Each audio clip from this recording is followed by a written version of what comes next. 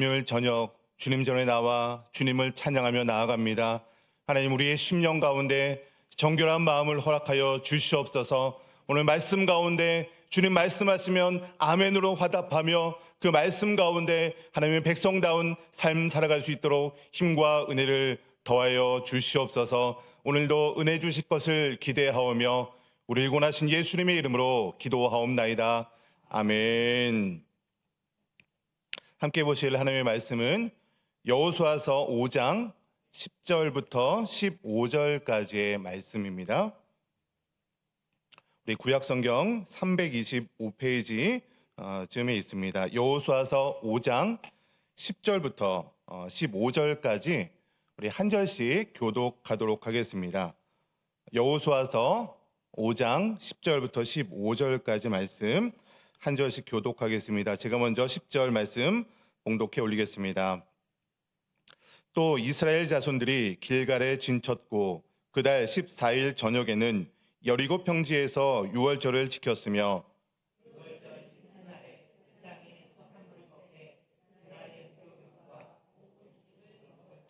또 그 땅의 소산물을 먹은 다음 날에 만나가 그쳤으니 이스라엘 사람들이 다시는 만나를 얻지 못하였고 그 해가 가나안 땅의 소출을 먹었더라.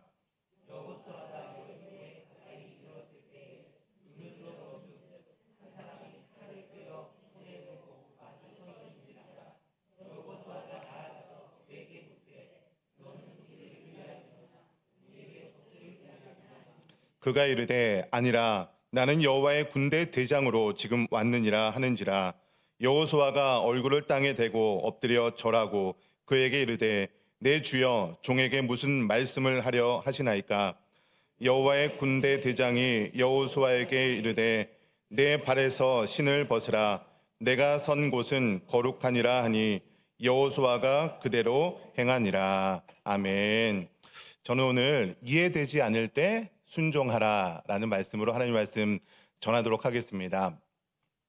여러분, 오늘 본문 말씀은요, 이스라엘 백성들이 이제 가나안 땅에서 이제 출애굽한 다음에 이제 가나안 땅에 들어간 직후에 있었던 일들을 그려주고 있습니다.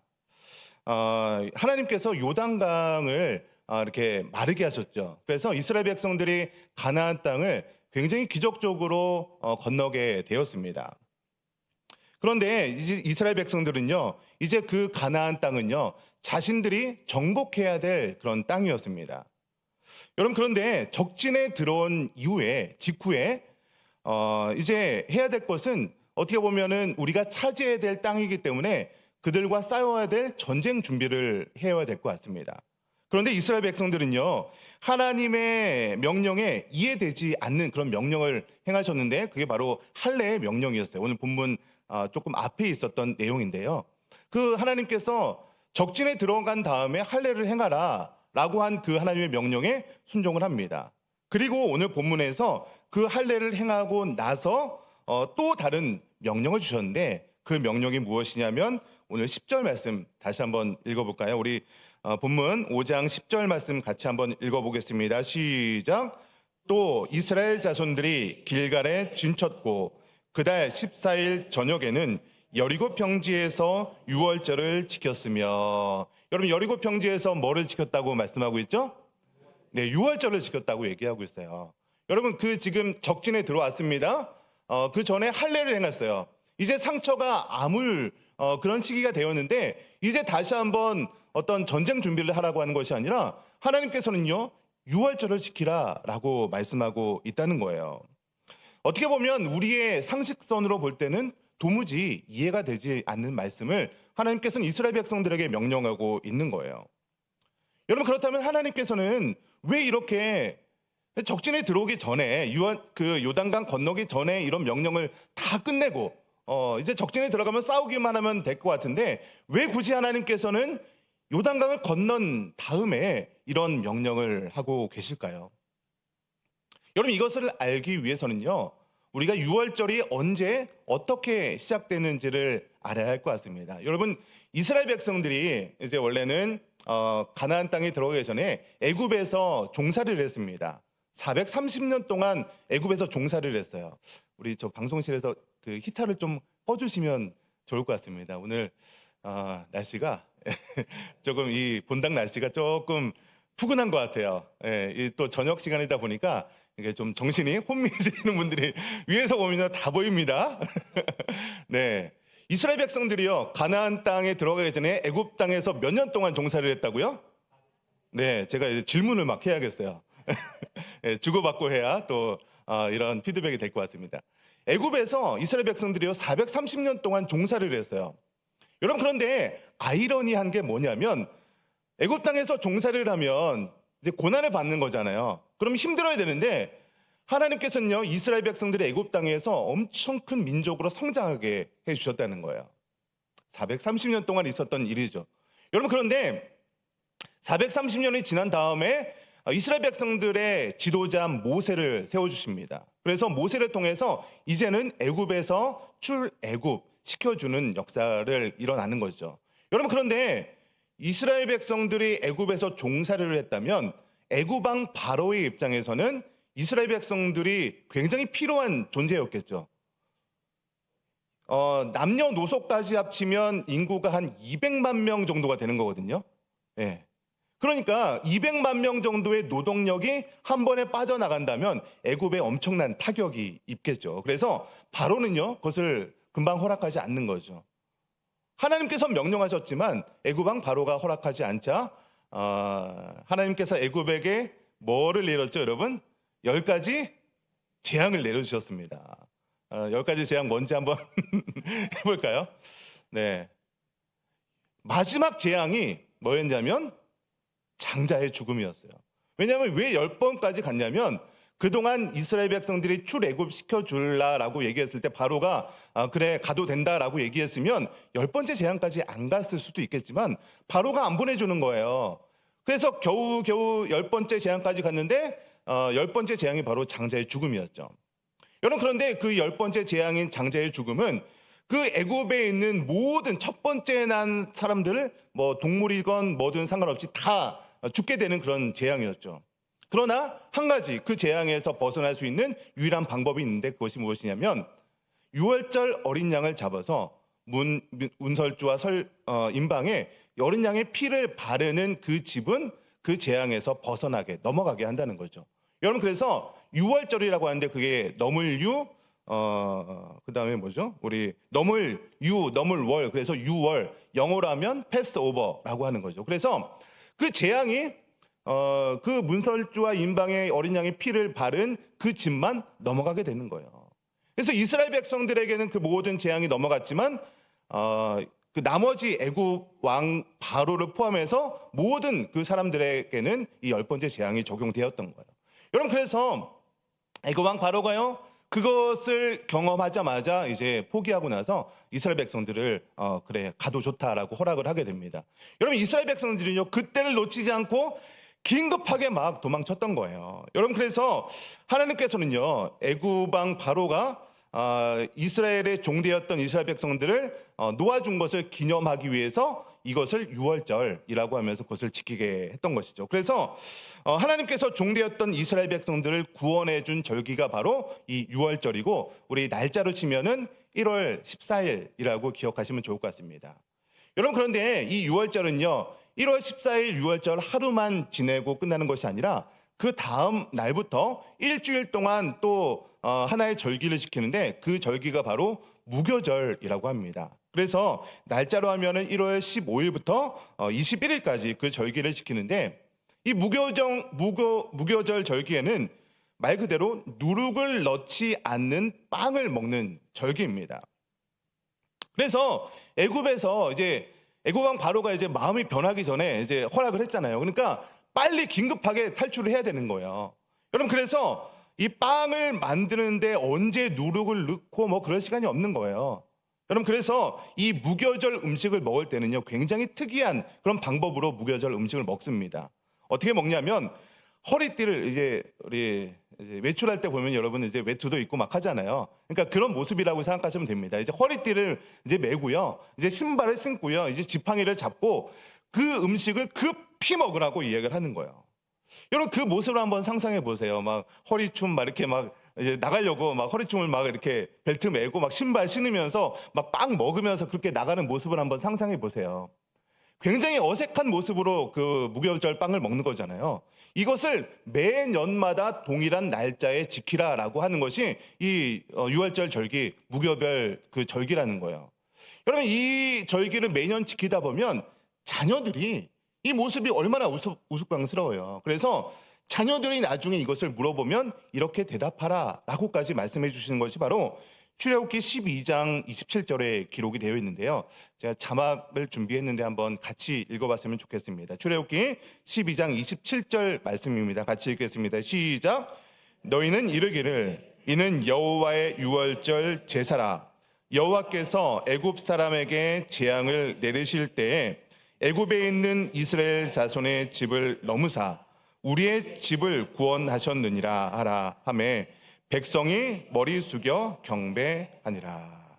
그러니까 유월절을 지키면서 하나님이 이스라엘 백성들을 구원해 주신 그 사건을 기념하라는 거예요. 여러분 결국 이것은 무엇이냐면 이스라엘 백성들의 주인이 바로 하나님이다라는 것을 인정하라는 것이고요. 이 절기를 계속해서 지키면서 그 하나님이라는 것을 인정하는 것을 자녀들에게도 이 시청각 교육을 통해서 계속해서 전해라라고 하는 것이 바로 이 절기의 의미라는 거예요. 여러분 실제로 이스라엘 백성들은요, 이제 출애굽을 한 다음 해에 1년이 지난 그 다음 해에 이제 시내산에 올라가게 되는데 그때 두 번째 유월절을 지키게 됩니다. 유월절을 지키고 나서 이제 이스라엘 백성들이 가야 될 목적지는 가나안 땅이잖아요. 가나안 땅에 이제 정탐꾼을 보내게 되는데요. 12명의 정탐꾼을 보내게 됩니다. 12명 중에 이제 10명의 정탐꾼은 부정적인 보고를 해요. 그 땅에 들어가니까 뭐 거대한 기골이 장대한 사람들이 있고 우리 거기 가면은 우리는 그냥 밥과 같습니다. 우리 거기 가면 안 됩니다. 이런 보고를 하지만 여호수아와 갈렙 두 명만 긍정적인 보고를 하게 되죠. 여러분 그래서 하나님께서는요 그 12명의 정탐꾼들이 40일 동안의 가나안 땅을 정탐하거든요. 그 40일 동안 정탐했던 그 하루를 1년으로 계산을 해서 40년 동안 광야에서 방황을 하게 만드는 것입니다. 여러분 그래서 이 이스라엘 백성들은요 40년 동안 광야에서 방황을 하면서 유월절을 한 번도 지내지 못하는 거예요. 당연히 할례도 행하지 못하는 것이죠. 여러분 이 광야에 있는 기간 동안에 그래도 하나님께서 은혜를 베풀어 주셨는데 그것이 바로 만나를 매일 아침마다 내려주신 은혜를 베풀어 주셨던 것이죠. 그리고 이러한 기간을 이제 40년 동안 광야에서 지낸 다음에 드디어 이제 오늘 본문에서 가나안 땅에 입성한 거예요. 여러분 제가 처음에 이렇게 얘기했죠. 열이 그 가나안 땅에 입성할 때 요단강을 건너서 입성하자마자 할례를 행하고 유월절을 지켰다라고 얘기했습니다. 지금 오늘 본문에서 여호수아서 본문에서 지킨 유월절이 세 번째 유월절이라는 거예요. 그러니까 출애굽한 다음에 바로 지켰고 매년마다 지켜야 될 유월절이었는데 40년 동안 방황을 하다가 이제 드디어 가나안 땅에 입성한 다음에 세 번째 유월절을 지키고 있다는 것입니다. 여러분 지금 이스라엘 백성들에게 이 유월절을 지키는 이 순간이 얼마나 감격적인 순간이었을까요? 드디어 이제 하나님께서 명령하신 3대 절기인 유월절을 지키게 되는 순간에 된 겁니다. 여러분 그런데 오늘 본문에 유월절을 지키기까지 하나님의 계획과 섭리가 있었다는 것을 보게 돼요. 여러분 유월절 절기는요 그냥 내가 지키고 싶다고 아무나 이렇게 지킬 수 있는 절기가 아닙니다. 유월절 절기를 지킬 수 있는 그런 기준이 있는데 그 기준이 바로 할례 받은 사람만이 유월절 절기를 지킬 수 있는 거예요. 여러분 그러니까 이스라엘 백성들은요 광야에서 40년 동안 떠돌다 보니까 아무도 할례를 받지 못했던 거예요. 그리고 출애굽 1세대들은 다 광야에서 죽었던 거죠. 그러니까 지금 출애굽 2세대들 이제 가나안 땅에 입성한 사람들은요 아무도 할례 받은 사람이 없기 때문에 유월절을 지킬 수 없는 상황에 놓여 있었던 거예요. 그래서 하나님께서는요 굳이 전쟁터에 들어오자마자 이 요단강을 건너자마자 전쟁 준비도 해야 될 것 같은데 그 전쟁 준비보다 가장 먼저 행했던 것이 바로 할례였고요. 그 다음에 했던 것이 바로 유월절 절기를 지키는 것이었어요. 여러분 그러니까 하나님께서 하시는 일들은요 다 계획이 있고요. 다 하나님의 섭리와 하나님의 뜻 가운데 이루어지는 그런 계획과 섭리가 있다는 것이에요. 단지 우리 인간편에서 그 하나님의 계획과 섭리를 이해하지 못하고, 이 하나님의 뜻이 왜 이런 일을 행하게 하실까? 우리가 하나님의 뜻을 이해하지 못하다 보니까 하나님의 뜻을 오해할 뿐이지, 하나님의 계획과 섭리에는요 모든 것이 다 계획과 뜻이 있다는 것을 믿으시기를 주님의 이름으로 간절히 축원드립니다. 여러분, 우리가 신앙생활을 한다는 것은요, 어떻게 보면 우리 인생 가운데 벌어지고 있는 이해되지 않는 일들이 굉장히 많이 있죠. 그런 일들을 우리가 하나씩 발견하는 거예요. 아, 하나님께서 이래서 그때 이런 일을 주셨구나. 여러분, 신앙생활 그래도 오래 해 오셨잖아요. 그래도 이 자리에 나오신 분들은요, 그래도 신앙생활의 연수가 그래도 어느 정도 이상 되시는 분들 같아요. 한번 지난 날들 한번 돌아보세요. 아, 그때 하나님께서 그 당시에는 굉장히 힘들었죠. 왜 하나님께서 나에게 이런 일을 일어나게 하셨을까? 때로는 하나님을 원망하기도 하고요, 불평하기도 하고요. 하나님께서 나에게 왜 굳이 이 시간에 그런 일을 행하게 하셨을까? 원망하기도 합니다. 여러분, 그런데 시간이 지나니까 어때요? 아, 그때 하나님께서 나에게 이런 일을 행하셨던 것이 다 하나님의 은혜와 섭리였구나. 시간이 지나고 보니까 그것을 깨닫게 되지 않으십니까? 여러분, 그렇기 때문에 우리의 인생 가운데 하나님께서 이해되지 않는 순간에 하나님의 방법으로 이끌으실 때는요, 그때 우리가 해야 될 것은 하나님께 원망과 불평하는 것이 아니라 순종이라는 것을 믿으시기 바랍니다. 이해되지 않음에도 불구하고 순종하고 나면 결국 하나님께서 인도하셨다는 것을 인정할 수 있게 되는 것이죠. 여러분, 그래서 신앙생활하는 것을 보면요, 이 하나님의 순종의 원리를 이해하고 나면 신앙생활하는 것이 너무나도 재밌는 거예요. 지금은 이해되지 않아요. 근데 분명히 하나님께서 이 어려운 순간들을 넘어가고 나면 하나님께서 나에게 어떠한 복을 주시려고 이러한 어려움을 주실까? 이러한 고난을 주실까? 그것이 하나님의 축복의 원리거든요. 그냥 고난만 주시고 어떤 훈련만 주시고 그것으로 끝내는 것이 하나님의 원리가 아니에요. 하나님께서는요, 우리의 신앙생활이라는 그런 여정 가운데 우리가 성장하길 원하는 거죠. 그래서 고난도 주시고 때로는 축복도 주시고 뭐 여러 가지 일들을 행하는 것을 보게 되는데, 그때마다 하나님께서 원하시는 것은 순종이었던 거예요. 순종했을 때 하나님께서 놀라운 축복으로 역사하시는 건데, 아, 이게 바로 하나님의 축복의 원리구나. 이것을 깨달으면요, 여러분의 인생 가운데 어떠한 일이 찾아오더라도 두렵지 않는 거예요. 어려운 일이 찾아오면은 이번만 어떻게 견디면은 하나님께서 나를 또 크게 쓰시겠구나. 여러분, 그러면요, 신앙생활이 어려운 것이 아니라 견뎌내야만 하는 것이 아니라 그것이 이제 재미가 있는 거죠. 여러분, 계속해서 우리 11절 말씀을 같이 읽어보겠습니다. 오늘 본문 11절 말씀 같이 좀 읽겠습니다. 시작. 6월절 이튿날에 그 땅의 소산물을 먹되 그날에 무교병과 볶은 곡식을 먹었더라. 여러분, 이제 11절부터는요, 이제 6월절과 이어지는 절기인 무교절 절기를 지키는 내용입니다. 여러분, 제가 오늘 11절 말씀을 보면서 제 눈에는요, 이따만하게 보이는 그런 문구가 하나 있었어요. 그게 뭐냐면 그 땅의 소산물을 먹되라는 그런 구절이었어요.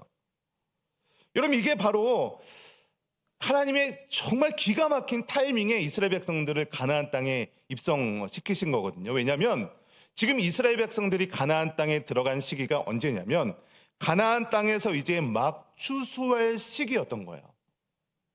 그 전에 왔으면 그 땅에서 소산물을 먹을 수 없었을 수도 있습니다. 그러나 하나님께서 기가 막힌 타이밍에 딱 그때가 추수할 시기에 이스라엘 백성들을 가나안 땅에 입성할 수 있게 된 거예요. 이스라엘 백성들은요, 40년 동안 광야에 있으면서, 광야라는 것은요, 뭐 정말 풀 한 폭이 자랄 수 없는 그런 땅입니다. 그런 땅에 있다가 그런 땅에 있다 보니까 하나님께서는 이스라엘 백성들에게 매일마다 내려주셨던 게 뭐라고 했죠? 제가 아까 만나를 내려주셨던 거예요. 근데 이제 그 땅의 소산물을 먹게 됐다는 것은요, 이제 광야에서 방황의 시기를 마무리한다라는 것을 의미하기도 하는 거예요. 여러분, 그래서 12절 말씀을 보시면요, 그때부터 만나가 그치는 것을 보게 되는데, 우리 12절 말씀도 같이 읽어볼까요? 우리 본문 12절입니다. 시작. 또 그 땅의 소산물을 먹은 다음 날에 만나가 그쳤으니 이스라엘 사람들이 다시는 만나를 얻지 못하였고 그 해에 가나안 땅의 소출을 먹었더라. 여러분, 그동안 이스라엘 백성들은요, 하나님을 의심했던 사람들이었죠. 분명히 하나님께서는 약속하셨어요. 적과 꿀이는 땅, 그 가나안 땅에 너희들 들어가게 하겠다. 그리고 지금은요, 실제로 요단강을 가르게 하시는 기적을 보여주면서 가나안 땅에 들어갔어요. 근데도 이스라엘 백성들은요, 그 전까지 하나님의 놀라운 기적을 경험했음에도 불구하고 하나님을 의심했던 사람들이었어요. 하나님을 원망했고요, 물이 없다고 불평했고요. 그때그때마다 원망했던 사람들이 바로 이스라엘 백성들이었습니다. 그래서 하나님께서는요, 이 40년 동안 광야라는 학교에서 훈련시켰었던 거예요. 하나님을 믿지 못하니까, 하나님께서 약속하셨음에도 불구하고 하나님의 약속을 믿지 못하니까 하나님은 계속해서 빙빙 돌리시면서, 여러분 아시잖아요. 가나안 땅까지 들어가는데 일주일이면 직선거리로 갈 수 있는 거리였다니까요. 근데 그 거리를 40년 동안 빙빙 돌리시면서 때로는 만나와 메추라기를 먹이시기도 하고, 때로는 물을 내리시기도 하시고, 때로는 여러 가지 어려움을 주시면서 하나님께서는 광야 학교에서 이스라엘 백성들을 훈련시켰던 거예요. 그리고 이제 그 훈련 기간을 마무리하시고 이제는 온전한 하나님의 군사로서 쓰임 받을 준비가 되니까 그때서 가나안 땅에 들어가게 하셨던 것이죠. 그리고 드디어 이제 만나가 멈추고 그 땅에 소산물을 먹을 수 있는 상태가 된 거예요. 여러분, 소산물을 먹은 다음에 만나가 그쳤잖아요. 여러분, 그러면 하나님의 은혜가 만나라고 했는데, 그러면 이제 하나님의 은혜가 이제 없어진 것입니까? 만나가 그쳤으니까 하나님의 은혜 이제 떨어진 것입니까? 그럼 만나가 매일같이 주어졌던 거는요, 그동안에 이스라엘 백성들이 성숙하지 못했기 때문에 매일같이 만나와 같은 것을 먹여 주어야 된 그런 상태였습니다. 그런데 이제 광야라는 학교에서 훈련을 받고 나서 이제는 하나님의 군사로서 쓰임 받을 만한 그런 이스라엘 백성들이 되었던 거예요. 그래서 만나를 멈추게 하셨던 겁니다. 그리고 나서 이제는 만나는 그치고 그 땅의 소산물을 먹게 하시는 것이죠. 여러분, 창세기 3장 말씀을 보시면 이제 에덴 동산에서 아담과 하와가 범죄하는 장면이 나옵니다. 여러분, 에덴 동산은요, 하나님 나라의 완벽한 원형이 바로 에덴 동산이었어요. 그런데 에덴 동산에서 아담과 하와가 범죄를 하게 되죠. 죄를 짓게 되죠. 그때 아담이 받은 그 저주가 무엇이냐면 우리 창세기 3장 17절 말씀인데요. 같이 한번 읽어보도록 하겠습니다. 3장 17절입니다. 시작. 아담에게 이르시되 내가 내 아내의 말을 듣고 내가 내게 먹지 말라 한 나무의 열매를 먹었은즉 땅은 너로 말미암아 저주를 받고 너는 내 평생에 수고하여야 그 소산을 먹으리라. 평생에 수고하여야 뭘 먹는다고요? 그 소산을 먹는다라고 이야기를 하고 있습니다. 여러분, 그래서 아담 이후의 모든 사람들은요, 평생 수고해야 그 땅에서 나오는 그 소산을 먹을 수 있는 상태가 된 거예요. 원래 에덴 동산은요, 하나님 나라가 완벽하게 이루어진 곳이었죠. 하나님의 백성, 우리 성경 간통 시간에도 제자훈련 시간에도 하는 건데, 하나님의 백성들인 이스라엘 백성들이 하나님의 땅인 에덴 동산에서 하나님의 주권을 지키는 완벽한 공간, 하나님 나라가 완전히 이루어진 공간이 에덴 동산이었습니다. 그런데 그곳에서 아담과 하와가 하나님의 주권을 지키지 않았죠. 그것이 바로 죄인데, 그 죄가 들어오니까 이 에덴 동산의 원형이 더 이상 유지될 수 없게 되었던 거죠. 그래서 하나님께서는요, 또 다른 계획을 하게 되시는 건데, 그것이 무엇이냐면 아브라함을 통해서 이스라엘 민족을 세우고자 하는 그런 계획이었죠. 그리고 그 이스라엘 민족을 통해서 가나안 땅이라는 또 하나의 에덴 동산과 같은 또 땅을 허락하시면서 그 땅에서 하나님의 주권을 지키라라고 명령하시면서 다시 한번 하나님의 나라를 세우려는 그런 계획을 했다는 거예요. 여러분, 그러나 이 땅은요, 지금 현재 우리가 살고 있는 이 땅은요, 죄로 인해서 완전한 하나님 나라를 누릴 수 없는 상태가 되었습니다. 여러분, 그래서 우리는요, 그 아담의 그 저주를 받은 그 상태가 되었기 때문에 이 땅에서 평생에 수고해야 그 땅의 소산물을 먹을 수 있는 존재가 된 것입니다.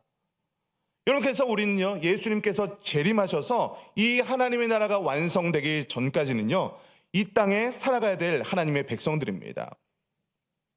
그런데 지금 이스라엘 백성들은요, 하나님의 백성으로 만들어지고 있는, 성장하고 있는 아직은 연약한 하나님의 백성들입니다. 저와 여러분도 마찬가지죠. 하나님의 백성이라고 하지만 출애굽의 기적을 보여주신 그 하나님을 원망하고 불평했던 사람들이 바로 이스라엘 백성들이에요. 그래서 하나님께서는요, 광야라는 학교를 통해서 이스라엘 백성들을 훈련시키셨고, 이제는 가나안 땅에 입성하게 하셔서 할례를 행하고 유월절을 지키면서 드디어 그 땅에 소출을 먹을 수 있는 상태로 성장했다는 것입니다. 여러분, 그러니까 그 땅에 소출을 먹게 되었다는 것이 얼마나 큰 의미가 있는 일일까요? 어떻게 보면 지금까지 이스라엘 백성들은요, 하나님의 은혜 없이는 살 수 없는 그런 존재였습니다. 그러나 이제 드디어 이스라엘 백성들은요, 하나님의 백성으로 갖춰야 될 모든 준비가 이제서야 끝난 거예요. 여러분, 그러니까 우리가 하나님의 계획과 섭리들을 가만히 보면 순종하는 것이 결국 답이라는 것을 알게 됩니다. 뭐 내가 잘났다고, 뭐 내가 뭐 이렇게 오랜 시간을 살아보니까 이렇게 하는 게 맞는 것 같은데, 여러 가지 우리의 어떤 재능과 능력이 있잖아요. 의학적으로, 어떤 뭐 과학적으로, 상식적으로 뭐 하나님의 방법들이 틀렸다, 이건 좀 아닌 것 같은데요, 이렇게 생각할 수 있지만 결국은요, 하나님은 역시 다 계획이 있었다는 것을 깨닫게 되는 건데요, 우리가 신앙생활 하다 보면요, 이것을 깨닫는 게 그렇게 오래 걸리는 거예요. 어떤 사람은요, 하나님께서 순종하라 라고 얘기했을 때 즉각적으로 순종하는 사람이 있습니다. 그런데 어떤 분들은요, 하나님께서 순종하라, 어떤 그런 고난을 통해서 순종의 그런 메시지를 주심에도 불구하고 빙빙 돕니다. 내 생각대로, 내 고집대로 돌고 돌고 고생하다가 결국에 고생이란 고생 다 하고 나서 결국 두 손 두 발 다 들고 그때서 하나님께 나오는 사람이 있다는 겁니다. 여러분, 이 자리에 나온 여러분 어떤 부류에 속하시는 분입니까? 1번에 속합니까? 2번에 속합니까?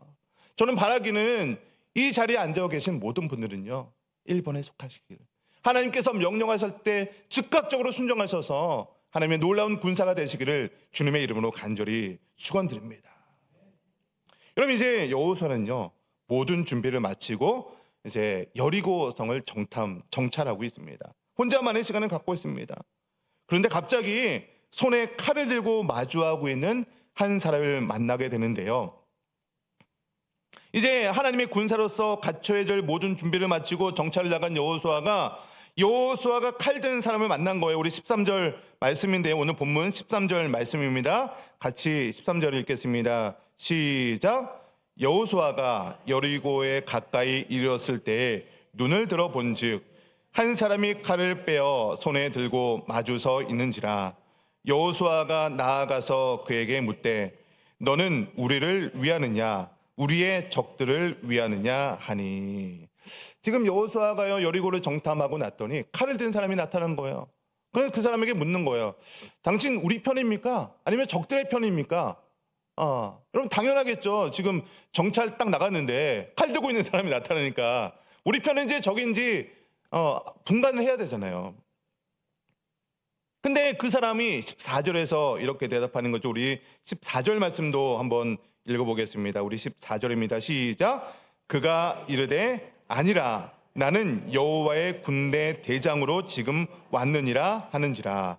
여호수아가 얼굴을 땅에 대고 엎드려 절하고 그에게 이르되 내 주여 종에게 무슨 말씀을 하려 하시나이까. 여호수아가 질문했더니 이 사람이 뭐라고 대답했다고요? 아니라. 여러분, 이게 논리적으로 맞지 않는 대답이거든요. 당신 나의 편입니까? 적의 편입니까? 그러면 나는 너 편이다, 아니 난 적 편이다, 이렇게 대답을 해야 되잖아요. 근데 지금 이 사람은요, 아니다라고 대답을 하고 있는 거예요. 나는 여호와의 군대 대장으로 여기에 왔다라고 이야기를 합니다. 여러분, 우리가 신앙생활 할 때 보면요, 지금 여호와의 군대 대장이라는 것은 이제 하나님을 의미하잖아요. 하나님이 우리의 편인지 하나님의 다른 편인지 그것에 대해서 굉장히 궁금해합니다. 여러분, 우리가 기도하잖아요. 신앙생활 하시면서 열심히 기도합니다. 어떤 계획을 세우기도 하고요. 뭔가 좀 이루고자 하는 그런 목표들이 있어요. 신앙생활 하시면서. 그러면서 하나님께서 내 계획과 어떤 나의 기도 제목에 하나님께서 이것을 들어주실지 안 들어주실지, 이런 어떤 나의 목표와 내가 원하는 것이 이루어질지 안 이루어질지 이것에 굉장히 많은 관심을 갖습니다. 여러분, 그러나 하나님께서 원하시는 것은요, 그 기도가 응답받는지 응답받지 않는지, 여호와의 군대 장관이 내 편인지 네 편인지 그게 중요한 게 아니라는 거예요. 하나님께서는요, 내 편도 네 편도 아니라 여호와의 군대 대장으로 여러분의 인생 가운데 찾아오신다는 거예요. 그러니까 하나님이 내 편인지가 중요한 것이 아니라 내가 하나님 앞에서 어떤 사람인지, 하나님은요 우리의 인생 가운데 군대 대장으로 오십니다. 그 대장 앞에서 우리는요 납작 엎드려서, 하나님, 나의 인생의 주인은 하나님입니다. 그 하나님의 말씀에 순종하며 나아가야 되는 존재가 바로 저와 여러분이라는 것을 믿으시기 바랍니다. 여러분, 그렇기 때문에 복을 주시는 분은 내 노력과 어떤 나이가 기도를 열심히 해서, 내가 신앙생활을 열심히 하고 봉사를 해서 구제를 하고 헌금을 많이 하고, 그렇기 때문에 하나님께서 나에게 복을 주시고 나의 계획에 응답하시는 것이 아니라, 내가 하나님의 뜻 가운데 여호와의 군대 대장으로 나와 있는 그 하나님 앞에 얼마나 바로 서 있나, 내 인생의 주인이 정말로 하나님이라는 것을 인정하며 살고 있느냐, 이것이 중요하다는 것입니다. 여러분, 우리의 주인 되신 하나님 앞에서 우리는요 항상 감사하며 살아가는 거예요. 여러분, 그런데 우리 신앙생활 하다 보면 어떻습니까? 때로는 은혜의 시간이 막 주어질 때가 있어요.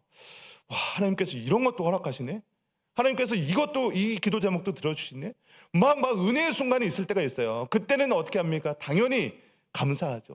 하나님 감사합니다, 막 이렇게 기뻐 날집니다. 그런데 우리의 신앙생활 인생 가운데는 때로는 고난의 시간이 주어지죠. 그때 어떻게 합니까? 하나님께 따지잖아요. 하나님, 왜 나에게 이런 일을 허락하십니까? 왜 나에게 이런 고난을 주십니까?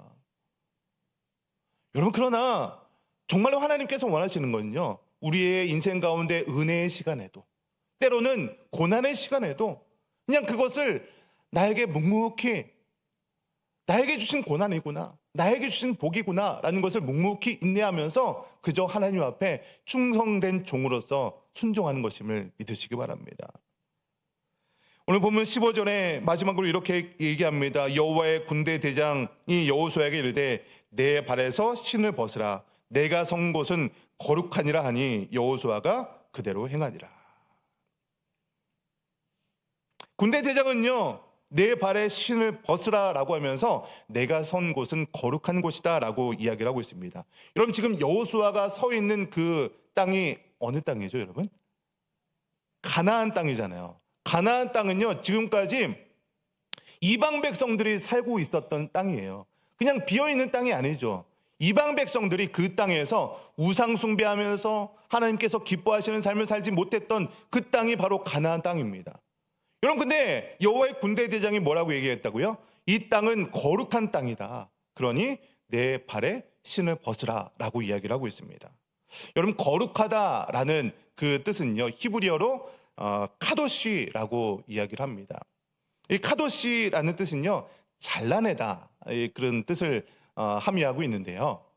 이 거룩하다, 카도시라는 뜻은요, 첫 번째로 어떤 의미가 있냐면 하나님의 거룩한 본질적인 속성을 의미할 때 이 카도시라는 그런 단어를 사용합니다. 근데 두 번째는요, 어떨 때 사용하냐면 거룩한 용도로 구분되었을 때, 구별해 놓았을 때 이 카도시라는 단어를 사용하는 거예요.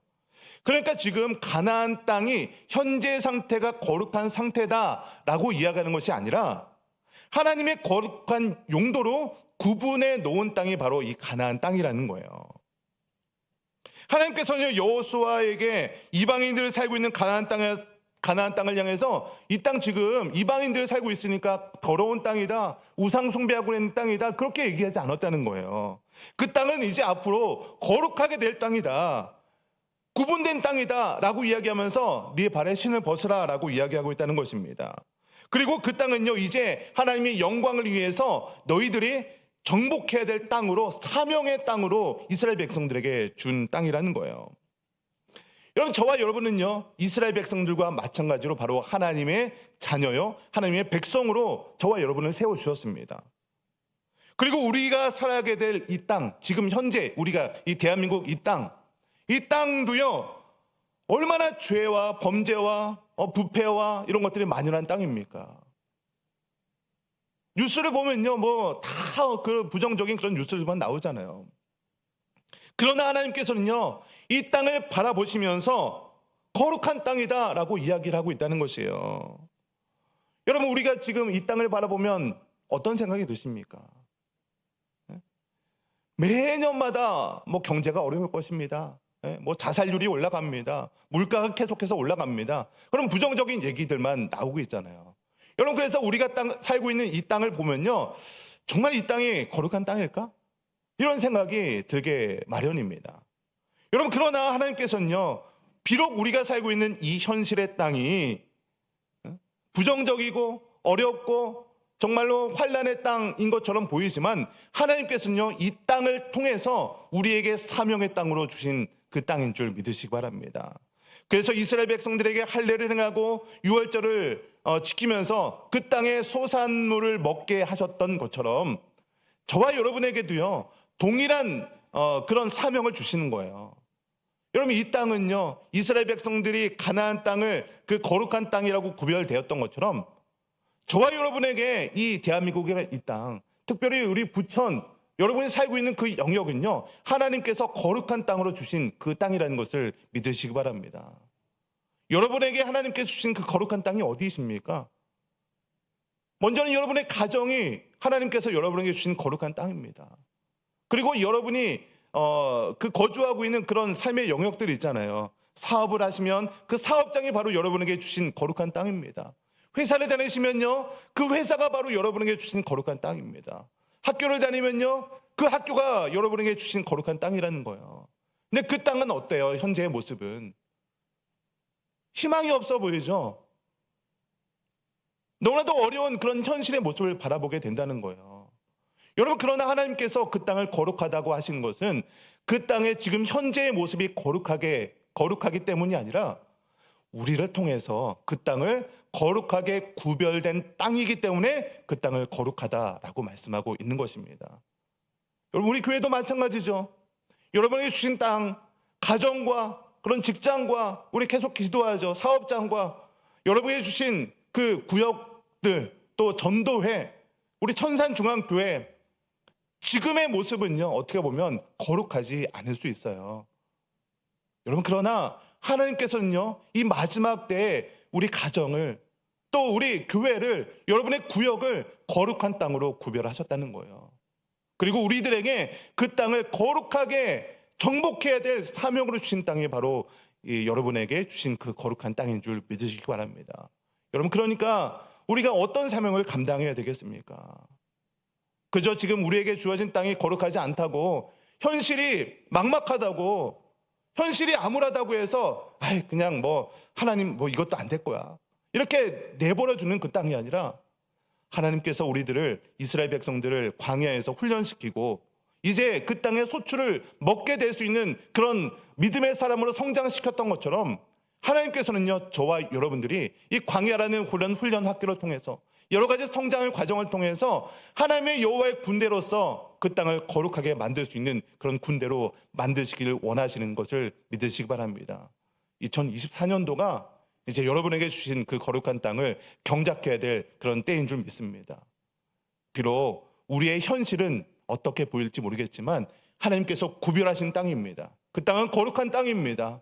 여러분에게 사명을 주신 그 땅이라는 것을 믿으시기 바랍니다. 그래서 우리의 현실을 바라보지 마시고 하나님의 믿음의 눈을 가지고 이 땅을 바라보는 저와 여러분 되시기를 주님의 이름으로 간절히 축원드립니다.